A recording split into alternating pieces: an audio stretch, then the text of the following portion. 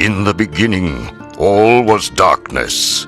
That was how the first ones preferred it, for they were so hideous that even they could not bear to look upon themselves. Then came the Firebeast, a giant monster of flaming molten iron who roared across the sky like an angry comet. His metal body burned so brightly, it illuminated the world and all its hateful creatures. He was Armageddon, cremator of the sky, and the first ones loathed him because his light forced them to see themselves as they truly were. So they hid underground and dreamed of a day when they could murder the Firebeast and rid the world of his light forever.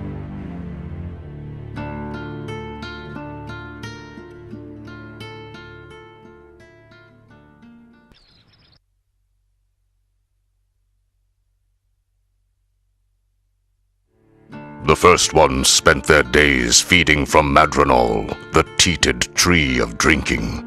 They suckled from her bark a thick nectar that flowed up from her roots, which penetrated the ground so deeply they reached even into the untouched place. There, a beautiful being named Etulia sang to the roots of Madronal, and the tree turned her song into nourishment for the ungrateful creatures above. One day, the greediest of them sneaked into her sanctuary and trapped Etulia in a cage, forcing her to sing only for him. That is how he gained unlimited power over all creatures and became their first and most terrible king.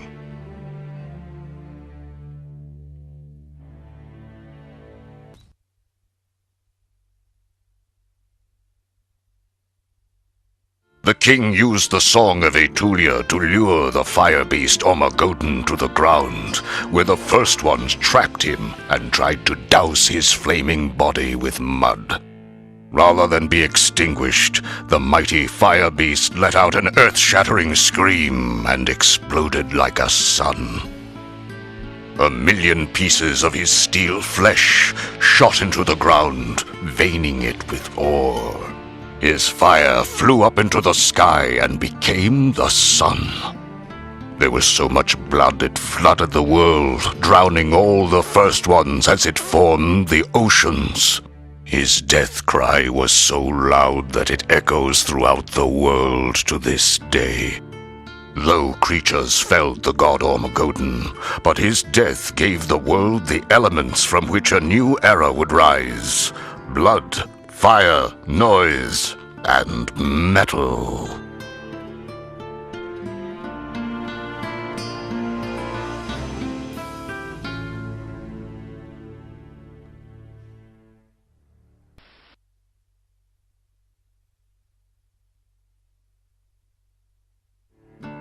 From the oceans of blood came new life, the worst of which was the tainted coil. With the twisted forms of the first ones, but the angry power of Armageddon, they were hated, feared, and almost exterminated.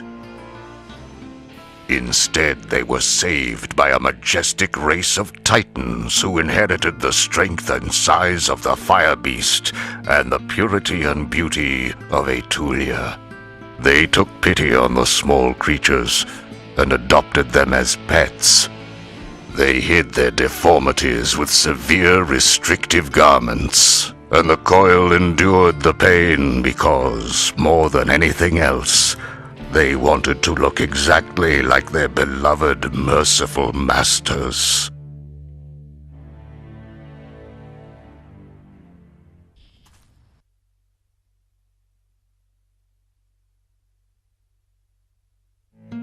The Titans mined Armageddon's steel flesh from the ground and found it retained the beast's desire for speed. They forged swords that flew through the air so fast they could not be seen, and armor so light it made their warriors run faster. They made chariots so quick it was hard to find beasts fast enough to pull them, and so they abandoned the beasts and made giant vehicles that moved with their own power.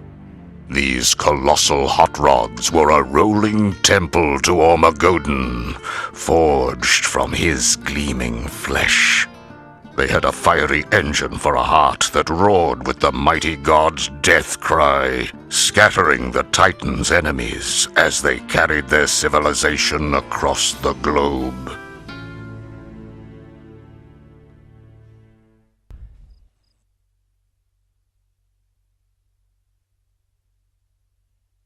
After she was used to lure Ormagodon to his death, Aetulia was left to cry alone in the darkness for an eternity. She wept for so long, her tears turned into an ocean of pure sorrow, and she turned to dust. Whomever drinks from this ancient sea of black tears is granted some of Aetulia's power, but also cursed with her all-consuming grief. Most tear drinkers go mad and destroy themselves and everything around them in a murderous rage. The Titans dropped a mountain on top of the sea to keep themselves safe from its allure. But it is said that through the cracks in the mountain you can still hear Aetulia singing, inviting passers-by to come lose themselves in her sad waters.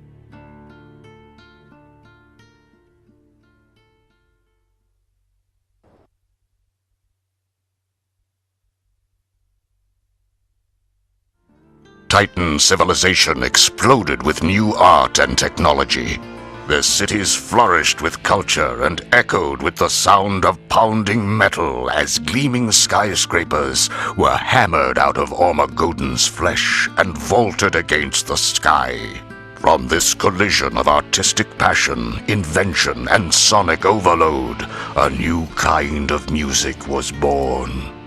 It was as hard and heavy as the Firebeast's metallic flesh. It had the power of his blood, the heat of his fire, the speed of his flight, and the mighty roar of his death cry. But it also had the angelic beauty of Aetulia's song, and a touch of her mournful wail. Its words told the story of a fierce and noble age. It was an anthem of the people, and they called it heavy metal.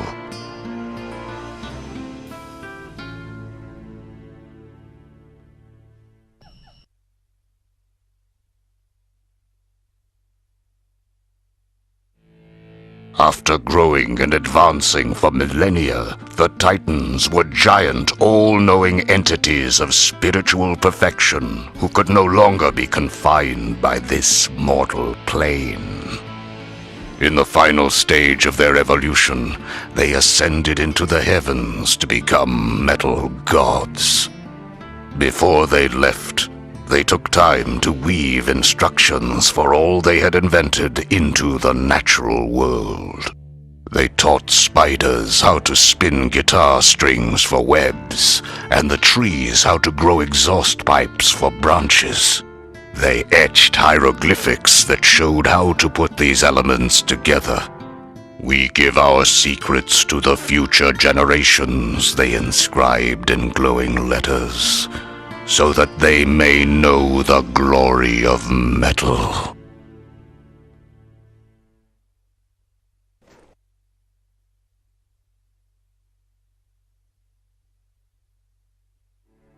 The tainted coil never comprehended the Titans' instructions.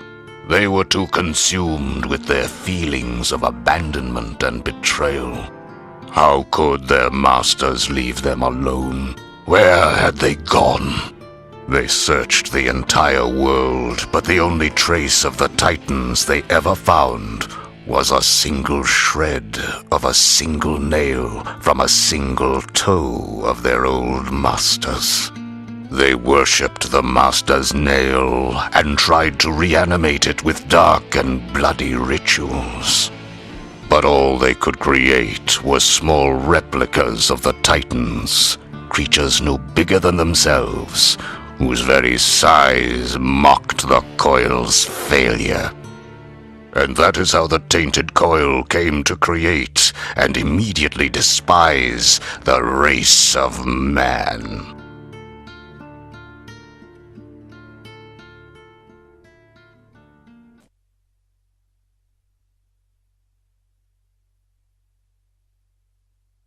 Humanity was enslaved by the coil and suffered their cruelty for ages until a leader emerged and led the humans in rebellion. He made them into an army, taught them to make weapons, cars, and clothing from the natural world. The man they called Ragnarok was so effective, the desperate coil broke the seal on the sea of black tears, knowing the allure and danger it had for humans.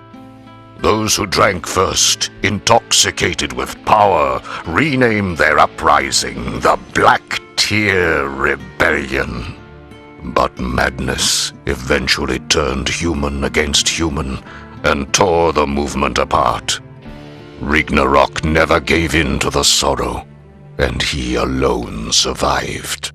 His rebellion crushed, he set off on one final mission to assassinate the tainted emperor.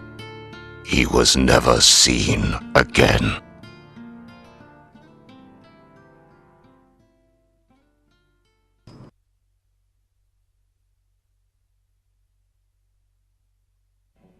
To ensure their dominance over the world forever, the tainted coil decided to hunt down the so-called future generations and take back the wealth of knowledge so unfairly bequeathed to them by the Titans.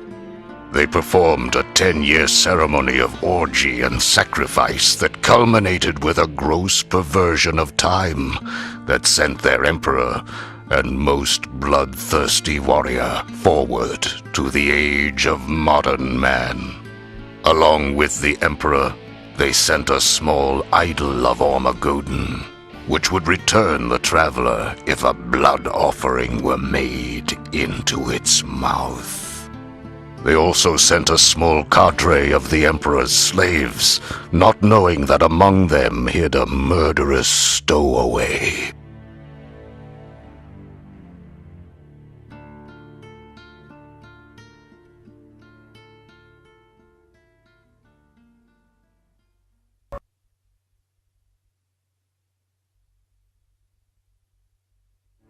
When Sukoria arrived in the modern age, she made a horrible discovery. The future belonged to humans, not demons. They were the inheritors of the Titan's legacy, and their civilized world drained her of her spirit, her bloodlust, and her will to live. She could not return a failure, so she released her slaves and retired in defeat to a hidden cave. The stowaway, Ragnarok, stayed with her to complete his mission, but he could not bring himself to kill the pitiful once great warrior. Instead, he took care of her, and they became companions. Far away from their old world and its ancient battles, prejudices, and taboos, an intimacy developed, and then a coupling, and then, miraculously, a child.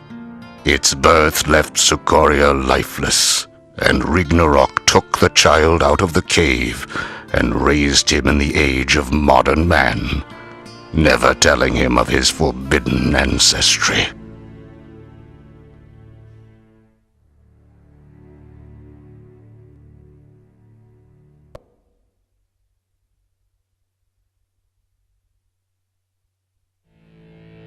Ragnarok lived out the rest of his life in peace, and when he passed, his son Edward found the idol of Ormagoden in his attic, mistaking it for a belt buckle. He wore it to remember his father, but when an accident let his blood fall into the beast's mouth, the spirit of Ormagoden was summoned, and the Firebeast took Edward back in time to the Age of Metal. There he found that his combination of roadie skills and demon blood allowed him, and him alone, to complete his father's mission. To slay the demon emperor, push back the flood of black tears, and fight for the freedom of his people and the glory of their metal.